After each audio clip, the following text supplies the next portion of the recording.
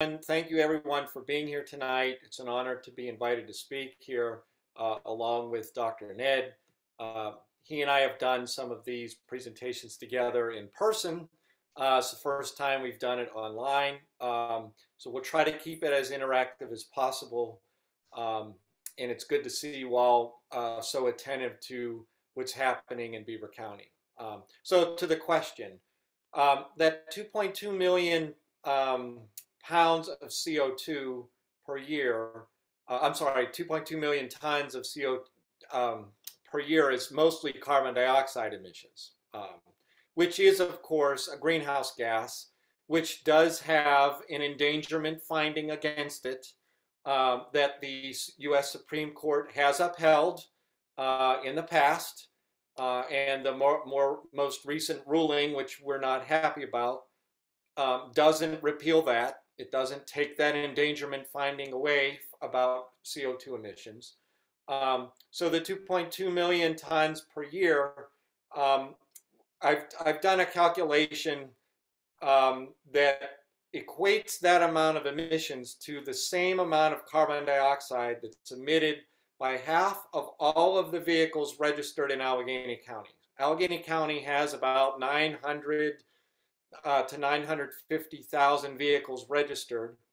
So half of that is about 450 or so thousand vehicles that emit pollution over the course of a year. And on any given day, that's more than 100,000 vehicles per day emitting CO2.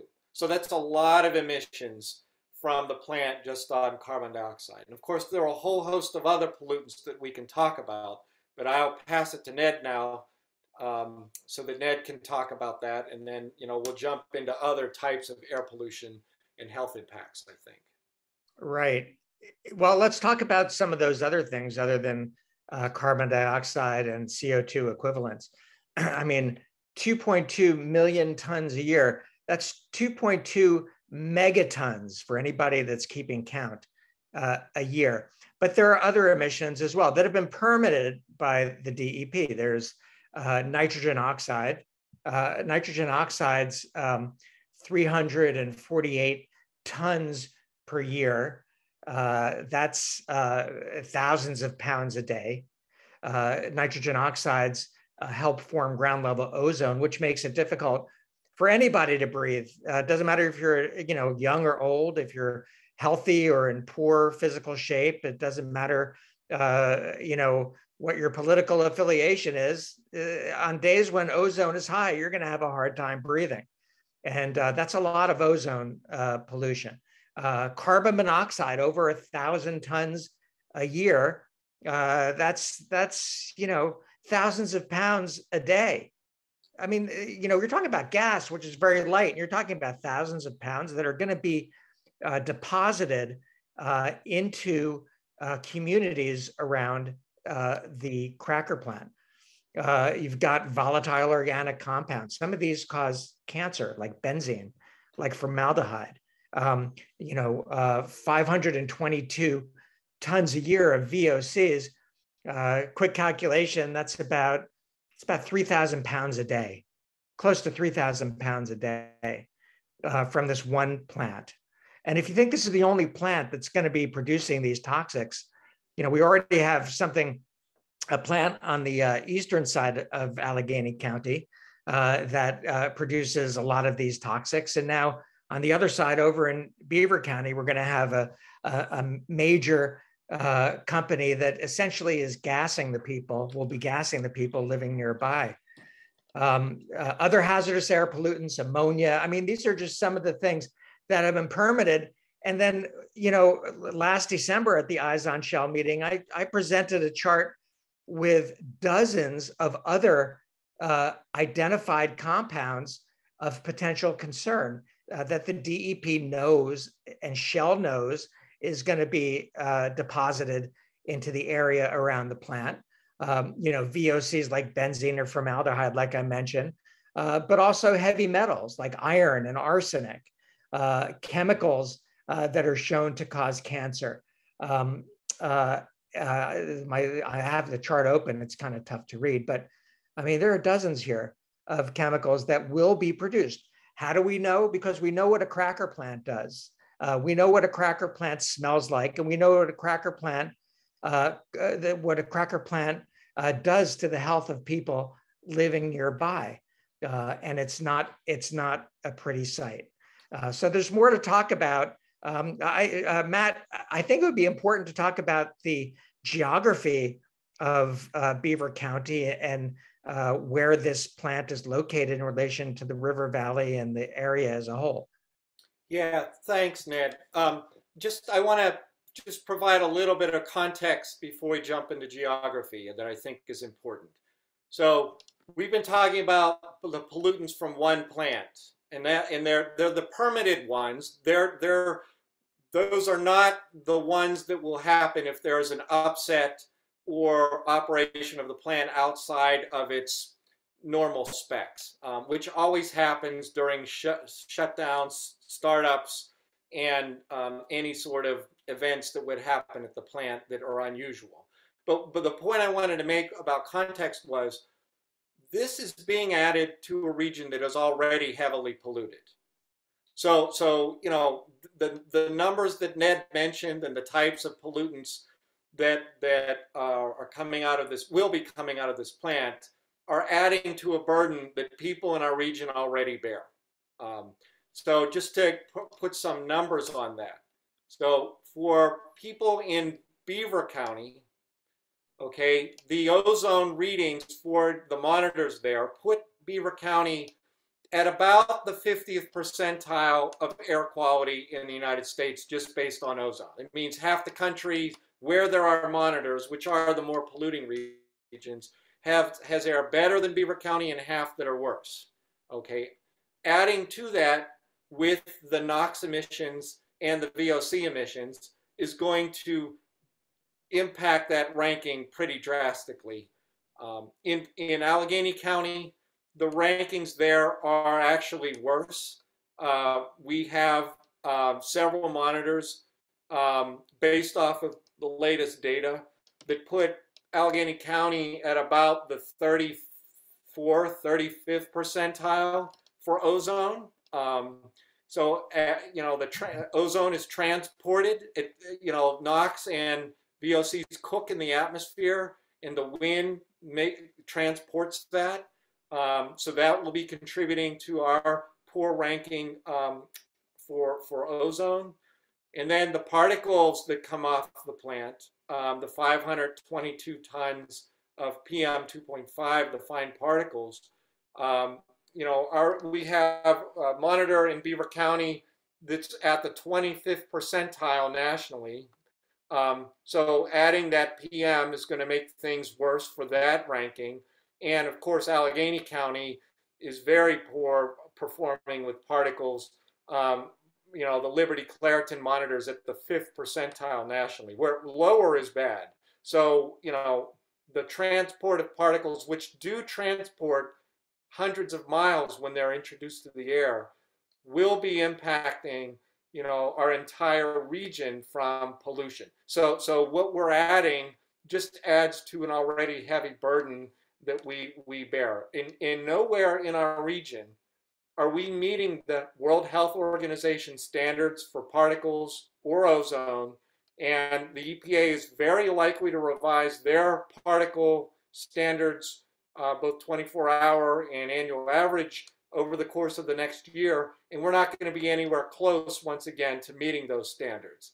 So, you know, and that's all happening at the time that this plant is coming online. So what Ned was referring to about topography, the burden is heaviest in the river valleys because that's where the temperature inversions, this is atmosphere where it actually gets warmer with altitude, which acts as a blanket on pollution and traps it. And it's especially acute in the river valleys where there are walls that along the sides of the river that trap the pollution and concentrate it.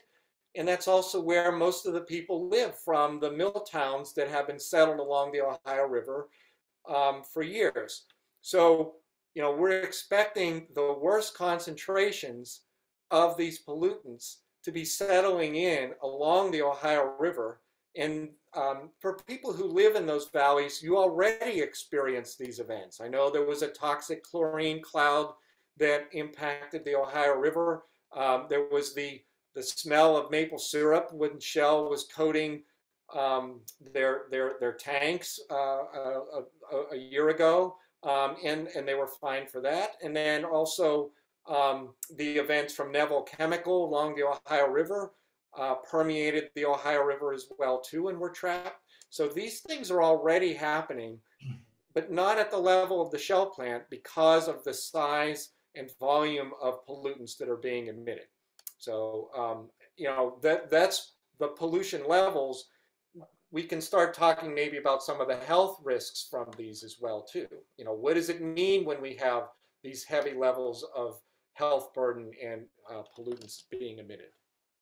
Yeah, I think you hit it on the head when you said that that even though that's where the heaviest burden is going to be is around the plant, the fact of the matter is that these chemicals, these particles are going to travel a long way and affect people, especially people that are sensitive, like the elderly or people with, you know, chronic conditions or children with asthma. It's not just people around the plant. Speaking of around the plant, I do want to mention that the first thing that people are going to notice is that their neighborhood is going to start to stink.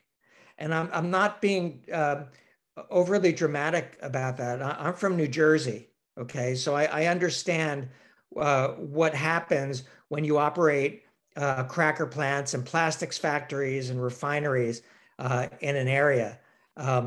Is that the area stinks. And a lot of those factories have moved. They've moved to the Gulf Coast. But the area of New Jersey where, you know, where I grew up earned a very, very poor reputation, still has that reputation. Cancer Alley is the reputation down in Louisiana. And I'm afraid that between the stink and between the growing rates of cancer, which is already very high in this area, I'm afraid that our region it will no longer be known as the most livable city, will no longer be seen as a great place to live and to raise your family. It's really, I find it sad. The health impacts people from day one are going to start feeling it. You're going to start smelling it, and you're going to start feeling it. You're going to feel it in your head. You're going to feel it in your chest. And if you have a health problem, you should be in touch with your physician. And you should be talking to your physicians now about what is to be expected, and what you can expect and what you can do to protect yourself. I think it's important for people to make sure they have their medicines. Asthmatics should have their breathing medicines handy, their inhalers handy. People with heart disease should have their medicines handy, because this is going to be a burden on lungs and hearts and livers and kidneys and the central nervous system, because these chemicals are toxic. They're toxic, and there's only one place for them to go, and that's up in the air. And we know that's what happens. That's how a cracker plant operates. You know, they want to make it seem like it's space age technology to, you know, crack ethane into ethylene and then polymerize it into polyethylene nurdles. It's not space age technology. It's inherently dangerous. It's inherently dirty, and it's completely counter to a future that's healthier and cleaner for everybody. I just want to just talk very briefly about what people can expect if they're exposed to these chemicals, to these air toxics and contaminants. Mild exposure can lead to just some mild upper respiratory symptoms and eye and nose irritation and some throat irritation. So you may have a little bit of a sore throat. Moderate exposure can lead to additional symptoms such as headache. And headaches can be debilitating for some people. I mean, people may have to leave their work earlier, not even go to work when they have a migraine or another headache. in the event of an accident or during a temperature inversion. And as you know, temperature inversions happen quite frequently in this region, and it traps pollution, as Matt mentioned, into the river valley. And so you get higher exposures that can result in more severe symptoms like shortness of breath, chest pain, palpitations, and changes in the heart rate and blood pressure. And for extreme exposures, extreme exposures can happen when all the factors are in place. That can lead to impaired cognition and difficulty concentrating and confusion. And it's really hard to go to school. It's hard to work at your job when you're having these symptoms, whether it's for a day, whether it's for a week, whether it's for forever. I can tell you, again, growing up in New Jersey, that stink didn't go away until those factories went away.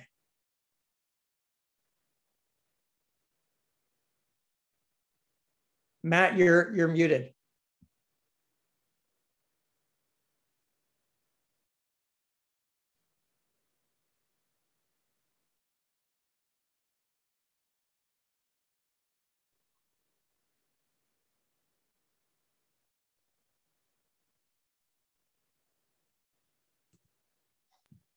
There, okay. The host disabled unmute.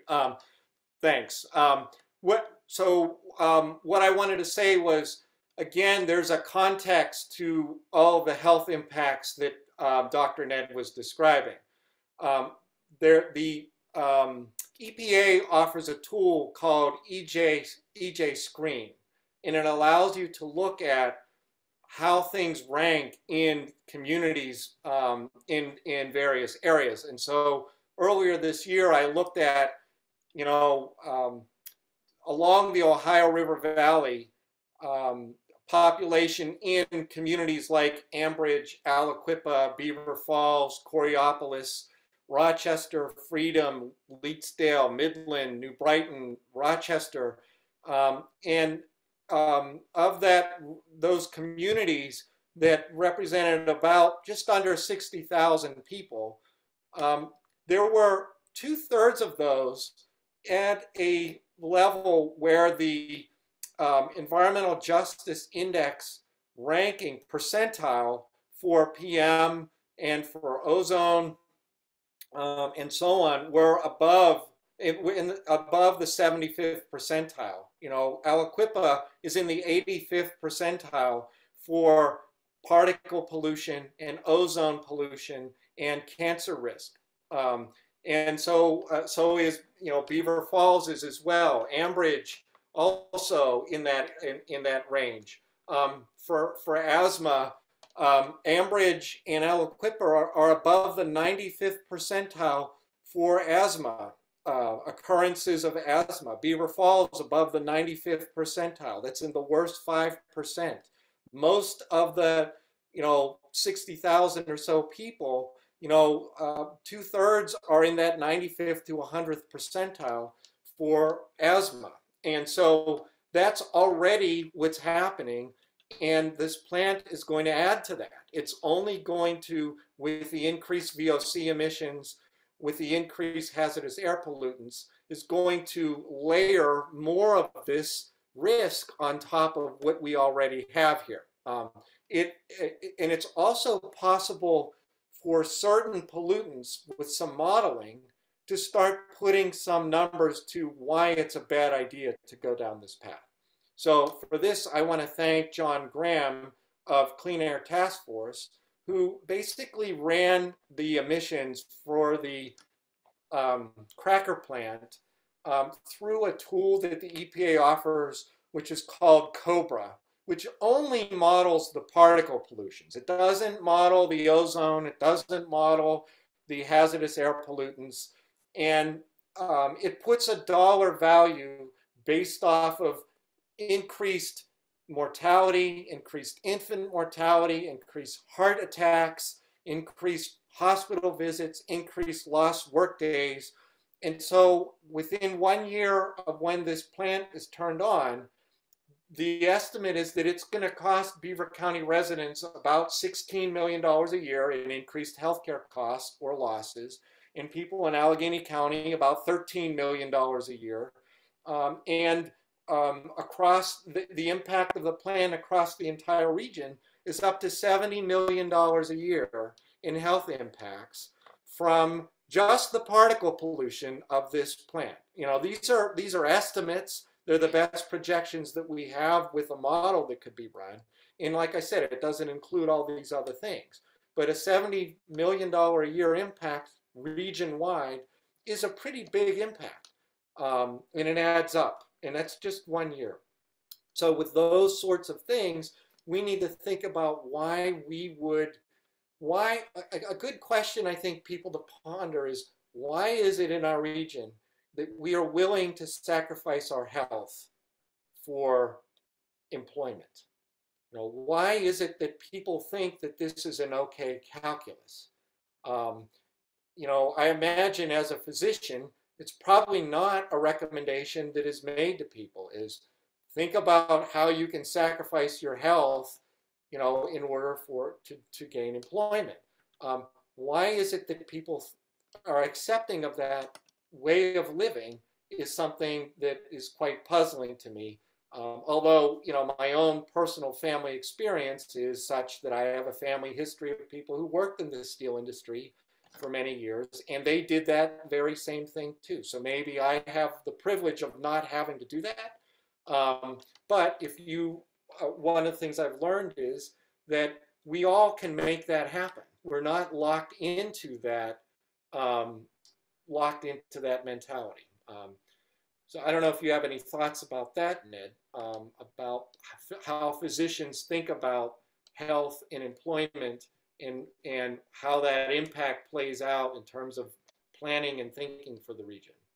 Well, I mean, I think physicians see when their patients are gainfully employed, they see that as a positive. So employment without any context is a good thing. I don't know any pollution that thinks I don't think any physician thinks that pollution is good, right? I don't think there's any pulmonologist out there that says, well, you know, you can breathe this and you'll be all right. Or a cardiologist who says a little bit of this isn't going to hurt you. I don't think there's any doctor that would say that. There's no pediatrician who would tell a mother that it's okay to, you know, expose your kid to this kind of pollution, just like we tell parents not to smoke around their kids. So, you know, and it doesn't really take a whole lot of training. It takes common sense. You know, we know what's going to be emitted from these plants. We know what's going to get into the air. We know what's going to get trapped in the river valleys. We know what's going to travel tens, if not hundreds of miles away. And by the way, we also know what we're fracking for, which is plastic, right? And so for this one cracker plant, my understanding is it's going to require 200 to 300 new fracked well pads to get that ethane every year. And that's for one cracker plant. That's for any cracker plant that comes on. And they were planning, you know, 3 or 4 cracker plants for this region. That's 1,000 new, not existing, but new wells drilled and fracked every year. Most of them in Southwest Pennsylvania and Ohio and West Virginia in this area. It's a lot of fracking, and we know what fracking does to health. I mean, that's well known. There's no secrets. It's all contained in PSR's Fracking Science Compendium. If you go to psr.org, you can find the newest edition of the compendium that shows you all the studies and explains all the studies. You just have to, you know, read it. I think people who are cheerleaders for this type of industry, to be honest with you, they don't read. They don't talk about health because they don't understand health. They certainly don't use the words climate change. And this plant and the fracking to make this plant happen and work and operate is a climate disaster, a disaster for climate change. But the elected officials, the cheerleaders, it turns out they're on both sides of the aisle. The political affiliation doesn't matter. It's a matter of comprehension and understanding. They understand money, they understand jobs just fine, but they don't understand health. They don't understand community, that we're all affected, and they don't understand that we're in big trouble when it comes to health and climate change. Yeah, I want to follow up on and make a couple of points here. So, Ned, you say they understand money. I would say that they understand money when it's in front of their face right now, but they don't understand money. Because if you understand money, you know that this is a bad deal, that the economics of operating this sort of system are a bad deal for the people that have to live in proximity to it, and all of the negative healthcare costs and the impacts to families. You know, if you mentioned New Jersey, you know, you mentioned Cancer Alley. You know, the sad fact is, these are not places that people look at and say, goodness, I wish we had an economic development plan that we could follow that's just like what those folks have done, right? You don't hear people saying that, and it's for a reason, and it's because the economics don't work in the long haul. You know, the 6,000 jobs for people who built the cracker plant came to Beaver County, and they came from all over the place, not from Pennsylvania. We subsidized them to do that. Now they're going away, and the machine is about to start running now. And this is when we all will start paying the price. You know, now that all the money's been put up front, and all the people who've had the easy job of just accepting that money without reflecting on consequences are going to try to slip away. You know, we need to hold them accountable, because the long haul, this doesn't look so good. So another point I wanted to make was, we've been talking about the Shell plant, the cracker plant, and Ned started talking about all the frack wells to make it happen. There's a whole lot of other infrastructure that's polluting as well too. The fractionator plants, all of the compressor stations that operate, all the impoundments that are left on people's land with the things evaporating from them, the fracking waste that's being dumped in landfills that leaches out radiological constituents into streams and rivers in form of runoff, and then the flowback water that's being injected in deep underground wells, increasingly in close proximity to population, putting water supplies at risk and aquifers at risk. You know, these are all the other impacts that, you know, we don't even have numbers on yet, because the scale is so vast, it's so distributed, the ability to capture information on it is limited, or happens through state agencies that only look at certain things. So all of these consequences of the larger network are just going to keep building. Even the rail network, you know, the number of trains that are going to be running to transport these materials on very old rail infrastructure. This is the work of Rail Pollution Protection Pittsburgh. Glenn Olshurst is on this call. They've been very, very clear about the risks of running trains that transport liquid petroleum products and plastic pellets right through the heart of our region, close to where people live. All of these additional risks, let alone the diesel pollution that comes from running increased numbers of locomotives through the region, these are additional things that people generally are not thinking about, but people will be experiencing, and it will be impacting people's families because of what this system is doing. And so we need to, that's where Eyes on Shell is so important.